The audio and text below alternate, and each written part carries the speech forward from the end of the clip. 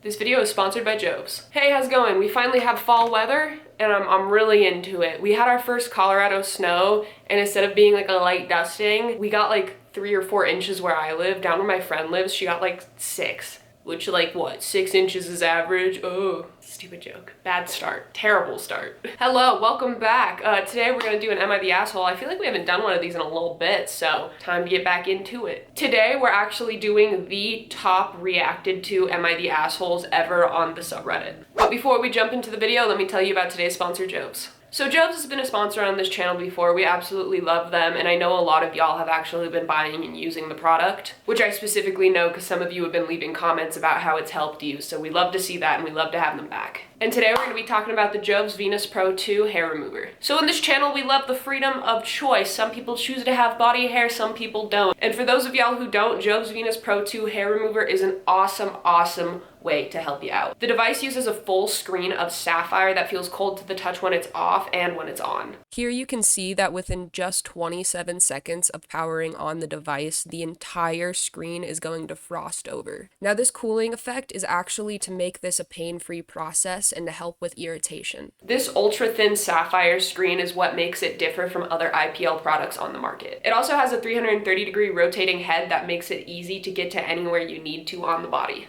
JOVS also recognizes that different parts of your body are going to have different kinds of hair. Some hair tends to be thicker, some hair tends to be more coarse. It all depends which hair you're targeting on what part of your body and, your own body. And that's why there's actually 6 different modes to target different parts of the body. There's a mode for the face, for the arms, for the underarms, for the legs, for the bikini area, and an SR rejuvenation mode as well. Along with 6 different modes, there's 6 different intensity levels. This means that you can change it based on what your body needs to make sure you're getting professional looking at home results. There's also an automatic flash mode, so that way it's going to automatically go as you use it. You just hold the button for 3 seconds and it starts up. Not only is this product FDA cleared and clinically proven to work, but it also has received the German Red Dot Design Award. Another great thing about this device is you can travel with it. It all comes in one box that is neatly and tightly organized, so that way if you're going on vacation, you could take it with you. You could use it in your bathroom, you could use it in your living room, you could take it with you on business trips, use it in hotels, whatever it is that you need. So not only is it a great device that works amazing, but it's also super convenient. So along with the JOVS box just being a really nice size and easy to travel with, it actually contains more than just the Venus Pro itself. It actually comes with its own pair of protective goggles to make sure that your eyes are protected from the laser itself. As you can see here, I look very cool. It also comes with a user guide. In here you can find which intensity level you might need to use based on your skin tone and your hair type. On top of that, it of course comes with that SR rejuvenation attachment. And if you didn't know, SR rejuvenation actually can help with things like sunspots, evening out skin tones, different things like that. On top of that, it also comes with a razor. So everything you need to actually get started will be right in the package. If you are interested in the JOVS Venus Pro 2 hair remover, it'll be in the description.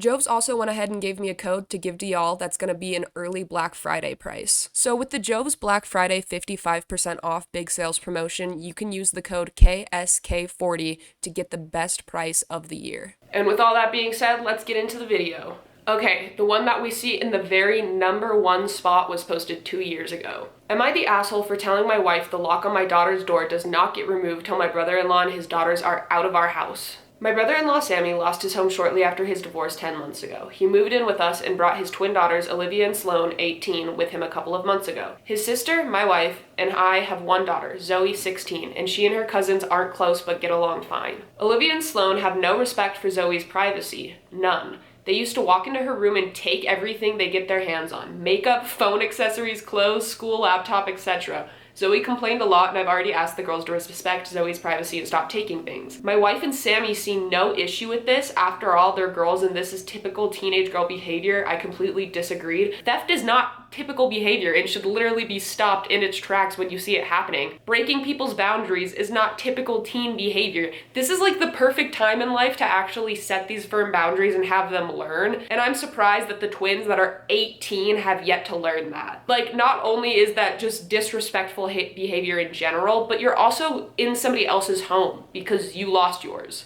And obviously that's not the 18-year-old twin girl's fault, but they should still understand they're in somebody else's space and home, and you shouldn't steal people's things in general, but there's another level here to this. I can't believe the wife doesn't see anything wrong with these girls just coming in and taking stuff from her own daughter. Last straw was when Zoe bought a $60 MAC makeup kit that looks like a paint set that she saved up for over a month, and one of the girls, Sloan, took it without permission and ruined it by mixing shades together while using it. Don't know much about makeup, but that's what Zoe said when she found the kit on her bed and was crying. I told my wife and she said she'd ask Sloan to apologize, but I got Zoe a lock after I found out she was moving valuable belongings out of the house because of this incident. That's okay, there's a lot to say, but that's such a dad thing to say. Don't know much about makeup, that's such a dad thing to say. So Zoe, 16, we don't know if she has a job. Like, she's 16, she's still really young. Lots of 16-year-olds don't have jobs. It can be hard to save $60, especially if you're a teenager without a job or a car or something like that. So that's like a big thing. That's something she saved money for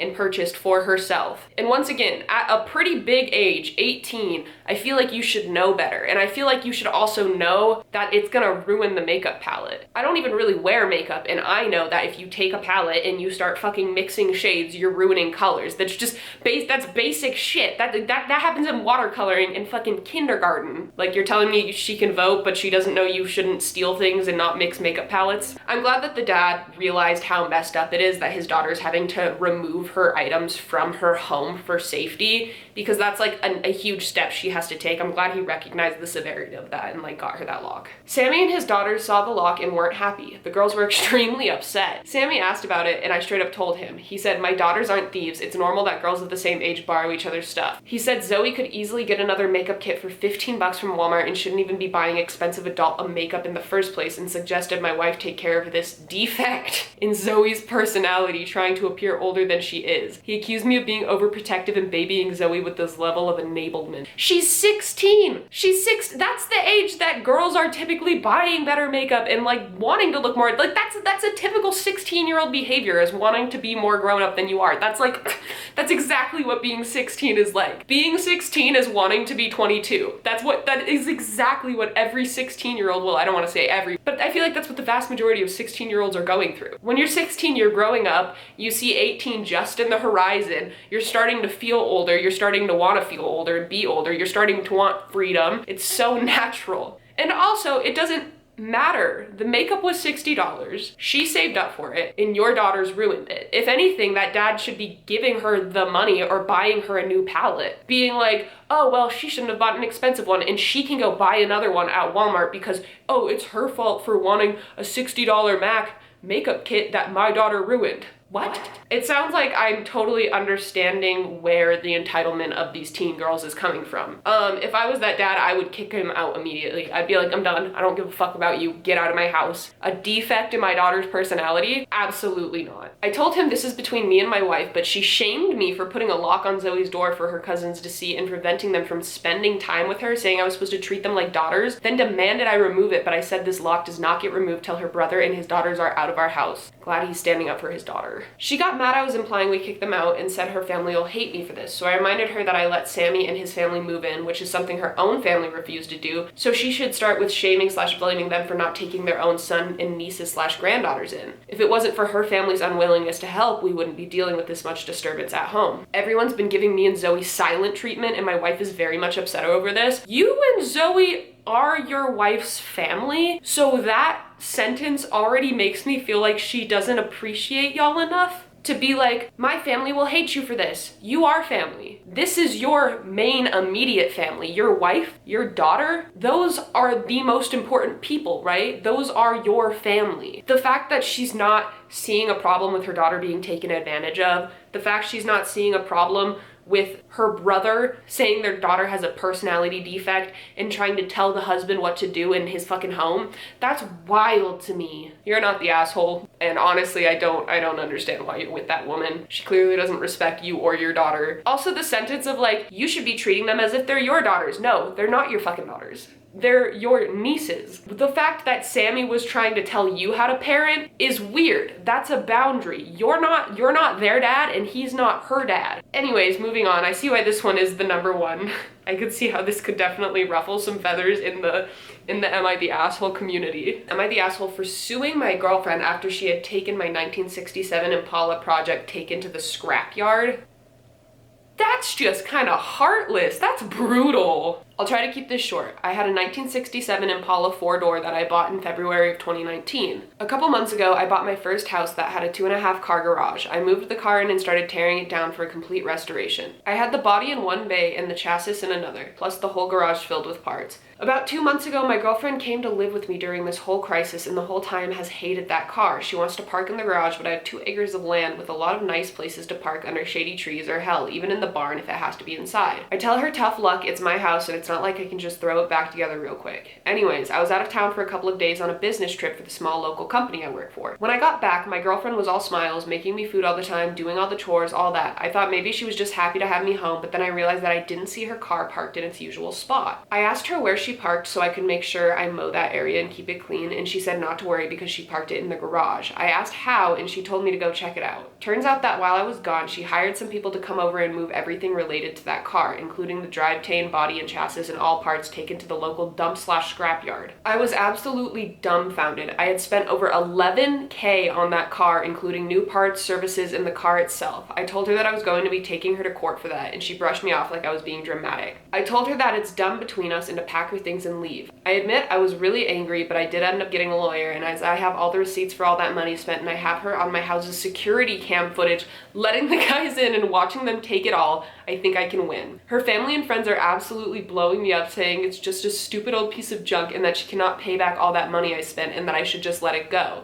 But I have been putting all my time, effort, and money into that car for a year and a half now, and god damn it if I'm not going to get justice for what she did. Am I the asshole? I mean, you're clearly not the asshole. It's absolutely wild that she did that. For her, that's gonna be an $11K parking spot, and she got dumped anyways. The obvious things. It's your house, like you said. It's your money. It's your hobbies. There's plenty of places for her to park, even if there wasn't. Have you ever dated somebody who lives in an apartment? This girl would absolutely lose it if she dated somebody in a downtown area. What do you mean I have to parallel park 2 blocks down? No, I think I'm just gonna run over the center of the apartment and just park right here. I think I'm just gonna park it right here. More than just that though, right? Because there's the money and there's the logistics, your house, but it's also your emotions completely being disregarded. She clearly doesn't care about you. Partners typically support each other's hobbies and passions and want them to be happy in life, and whatever small or big thing it is that person has in their life to bring them that happiness. Partners are usually pretty like gung-ho about that and want you to enjoy it. If I had a partner that was rebuilding a car, first of all, that'd be hot. I want a hot car girlfriend. Call me. But also it's the thing that makes them happy. It's the thing that brings them joy. Why are we upset about that? Because you can't park somewhere? Those things are not equivalent in any nature. Okay, so first there's an edit, then there's an update, and then there's a huge update. Edit. Thank you all so much for the support and awards and everything. I'm glad I have some people on my side. I got a call from her mom about 20 minutes ago and she told me that I was ruining her daughter's life over a stupid car. I told her that she ruined her own life. I've been gathering documentation and stuff and I'm about to head down to the police station and file a report. As suggested by lots here, once again, thank you all. If I did some shit like that, my mom would be like, that's your own fucking fault. Figure it out. You did that. You're a dummy. Like, as she should. This mom is wild. What? Like, what mom in their right mind is gonna be like, my grown-ass adult kid hired people to scrap her boyfriend's car while he was out of town, $11,000 worth of car parts, because she wanted to park in his garage. You're ruining her life. Like, what? Update. Went to the police station last night, was told to come back in the morning. Just got back and filed an official report against her for grand larceny and grand theft auto. I showed them all the receipts I had for the car and the footage of her letting the guys come and take it, as well as the title for the vehicle in my name. They said they will be in contact with all 3 parties, me, ex-girlfriend, and junkyard guys soon, and they will hopefully be able to recover some or all of the car. Just have to wait now. That's a question I do have, is how were they allowed to take it without the title? Like, did she have it because it was in the glove box or something? Huge update. They found my car. The junkyard guys apparently were in the middle of hiding it when the police came to ask them questions. It was on a forklift and they were gonna put it on top of a pile of cars that was hidden behind more piles of cars. They said it was theirs and they had the title, but obviously didn't have the title for it, and since they matched the VIN on the chassis and the body, I don't know if I'm saying, is it chassis? It's probably chassis. They matched the VIN on the chassis and body to the VIN on my title. It was obviously mine. I know at least one person there has been arrested. I think he was in the camera footage I talked about earlier, but I don't know if it was the boss or whomever, or even his specific charge. They also told me they would be looking into this junkyard for any other vehicles reported stolen. They said they haven't been able to get in contact with my ex yet, but they're working on it. I'm just so glad they found my car. Luckily, I made quite an album of pictures detailing me tearing down the car, and so I can use that to prove what parts they had were mine, so I can hopefully get most or all of it back. Police haven't let me take it back home yet, as they say it's evidence or something, so hopefully I can get it back eventually. Thank you all so much for the support and advice. She's gonna be all right. The fact that the junkyard people were trying to hide it too, so you had the title, she didn't have the title, so yeah, it was stolen. She probably paid them to come over, take it, they were like, nice, free shit basically, took it all, and we're gonna, yeah, scrap it. Like, junk it for the parts, the frame. I mean, it's in 1967. Well, we usually do 3 in these, so let's go ahead and do 1 more. All right, and the third most popular was from a year ago. Am I the asshole for bringing my sister-in-law's wallet to the restaurant when she conveniently always forgets it? My, female 28, sister-in-law, Amy, female 26, always comes to visit from out of town. She stays with us instead of a hotel and always wants to go to expensive restaurants. She always conveniently forgets her wallet or comes up with some excuses as to why she can't pay her share. She has implied that since I make more money than her, I should be the one to pay. No, not my husband should pay, but me. Specifically. I do make a fair amount of money, but not so much that I can treat someone every time they come into town. Nonetheless, in the past, I have just paid the bill and asked her to pay me back. She never has. Being broke and having somebody in your life who makes a little bit more money does not give you the entitlement to all of their money. And also, when somebody does do something for you, it should be gratitude, not expectation. You don't go, well, yeah, you have to do this. You should do this. No, you should be thankful. Terrible start, but also the fact she's asking her and not her brother. Like, she had made reservations at an extremely expensive restaurant last night, and before we left, I made it clear that I wouldn't be paying her bill. This is where I might be the asshole, and I'll admit I got this move straight from an episode of 2.5 Men. As we were leaving, her and my husband went to the car. I pretended I forgot something and went back inside. I found her wallet sitting right on top of her suitcase. I put it in my purse and we went to the restaurant. Yeah, that's so obviously on purpose. When we were done eating, I asked for separate bills. She said, no, we need 1 bill because she forgot her wallet again. I reached in my purse and said, this wallet? That's a fucking, you ate with that. She was extremely furious. She said that I should not have touched or grabbed her wallet. So am I the asshole for taking her wallet and bringing it to the restaurant? No, I think you were proving a point, and I think your point was proved. Sure, some people might look at this and be like, well, you could have just like told her or brought it in the car and been like, oh, you forgot your wallet, which might have been the better move. But honestly, you absolutely fucking ate when you pulled it out at the restaurant and said, oh, this wallet, so I can't fault you. The first edit is just the typical, I didn't expect this to blow up, thank you so much, ah. But the second edit, we get a little more tea. Amy just called me. She saw this post and she yelled at me for bad-mouthing her on the internet. Honestly, I don't care. Amy, hopefully reading all these comments is a wake-up call for you. I hope it is, Amy. I really hope it is, because you can't be doing that. You're just taking advantage of people, and you're also lying while doing it. Like, it's not even you asking, hey, I'm a little short, can you help pay this bill? But also another thing is it's like Amy booked an expensive restaurant. Y'all could have just gone to any restaurant. You don't gotta do all that. Especially if you know you're broke, why would you go somewhere that you know you can't afford? But she's the one who booked the fancy restaurant, so clearly she doesn't give a fuck. It sounds like she just constantly gets away with this. She probably does it to other people too. Why does DH keep letting Amy in? Without getting into too much detail, he has always been expected to pay for nice things for the females in his family. He's always been kind of scammed out of large sums of money by his family. That's slowly been shut down over time, and we're working on shutting down this dinner/outings thing. He always allows this because he feels bad that they don't have a lot of money. It's sad, but that's how his family got along for a very long time, being dishonest about anything and everything to get their hands on some extra money or extra financial help. I could write a book on some of the things I've seen them do over the years. It hasn't been easy to show these people how wrong this is. He has talked to Amy about being cheap, has had some come to Jesus talks with her, and genuinely has always felt that each next time would be different. Here's the thing, I also did not grow up with a lot of money. That doesn't change the expectation thing. You don't expect things from people, you don't take things from people, you don't steal people's money. It doesn't matter, right? Like, you don't do that, and you certainly aren't just going to take advantage of the other people in your life. I understand him wanting to like go out to dinner with her or something like that, but it's the fact that she is scamming them on purpose. She knows what she's doing. It no longer becomes him wanting to take her out to dinner from the kindness of his heart, but instead becomes you as the wife getting taken advantage of because she will just not learn. I understand he wants to believe she'll be better, but at some point you gotta cut that off. And going to some expensive ass restaurant, that's not financial needs. It's the entitlement of booking a fancy ass restaurant and then expecting you to pay by lying and being dishonest, not even asking. We've been in therapy addressing this, and he's learned to set boundaries. This restaurant thing is a boundary that he hadn't yet set. It's hard to set all boundaries all at once when you actually had no clue what your boundaries were and have had no boundaries for years. That's a good point though. Yes, you need to assess what your boundaries are, and sometimes you don't know what your boundaries are until they're crossed, and then you can place that boundary, right? Like there's a line and sometimes people toe over it, and then you're like, oh, I didn't even know my line was there, but that's where it is. Does he pay too? We are married. My money is his money. When I mentioned Amy specifies I should pay, I meant more that she specifies since I make good money, we as a whole shouldn't be cheap. What was the point if you ended up paying? Oh, you ended up paying? I knew Amy wasn't going to pay. She always finds a way not to pay. I went to the restaurant fully expecting to foot the bill. I did this because I saw it on a show and thought it would be funny to do IRL, and to be completely honest, yeah, it was pretty funny. The point wasn't really to get her to pay, it was more to show her that the forget my wallet excuse was getting old. Okay, I see that, I see that. In this situation, she literally probably couldn't, so you had to pay. But the fact that you guys also let her stay with you, like you offer your home, you offer, like, so you're already helping her save money when she comes down by offering her a place to stay, and then she's still taking advantage of it, and you're still paying. That's ridiculous. Is Amy banned from visiting?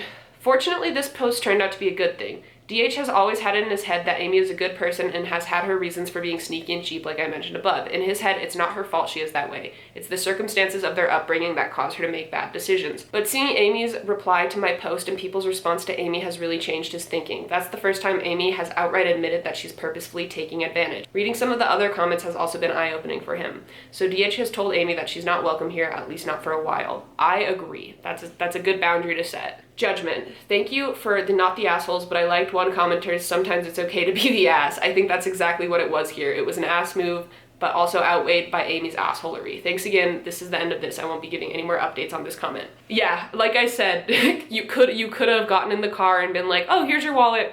But sometimes you really need to do that, like that wake up call, that blunt, oh, here we are at the restaurant. Here's your wallet, what's the excuse now? Like you needed a way to catch her in the lie in the act so your husband could see that. And for that, I totally respect it. Had you done it in the car, she would have had plenty of time to think of something else. At the restaurant, she's kind of put on the spot, and therefore you kind of get it. And once again, something important to remember, because I know sometimes when we do these long ones, people glaze over the very big facts. She was staying at their house on vacation. She booked the expensive restaurant. She lied instead of just saying she couldn't afford it and needed help. And then the sister-in-law ended up paying anyways. That's really messed up. But thank you so much, JOVS, for sponsoring this video. Again, their link will be in the description. Please check them out. Like I said, I've been getting a lot of comments about your guys' positive experiences with them, which is absolutely awesome. And with all that being said, if I take my pillow and I put it over the screen, it looks like I said bye.